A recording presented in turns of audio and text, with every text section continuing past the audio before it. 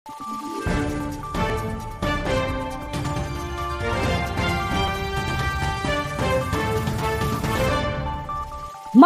araw, Pilipinas! Ito ang Valiente News, hatid sa inyo ng Office of the Vice President. May mensahe para kay Vice President Inday Sara Duterte, ang mga magulang at guro ng Patikul Sulu sa isla ng Mindanao. Kung ano ito, saksihan natin sa report ni Brian Latasa.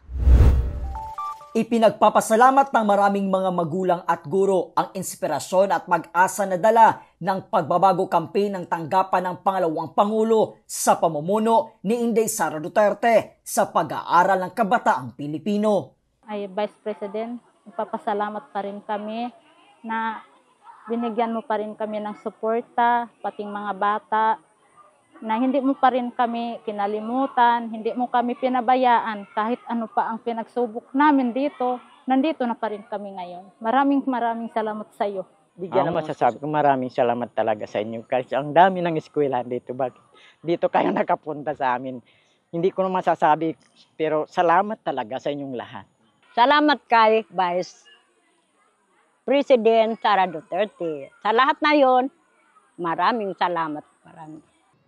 Iba't iba man ang ating kultura, paniniwala at tradisyon, ngunit pinagbubuklod naman tayo ng pagkakaisa sa pamamagitan ng bayanihan, kaya't umabot ang tanggapan ng pangalawang Pangulo dito sa Isla ng Sulu sa pamumuno ni Inday Sara Duterte upang mamahagi ng bags at school supplies sa mga batang mag-aaral na tausog alinsunod sa programang Pagbabago, a Million Learners Entries Campaign Program ng Office of the Vice President.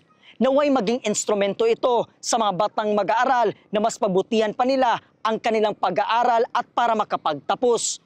Mula po dito sa Hulu-Sulu, ako po si Brian Latasa, ang lahat para sa Diyos, bayan at pamilyang Pilipino. Valiente News. Abangan ang marami pang mga balita at impormasyon dito lamang sa Valiente News. Ako si Claudette Loreto para sa makabuluhan, naninindigan at matapang na mga ulat at impormasyon. Maraming salamat!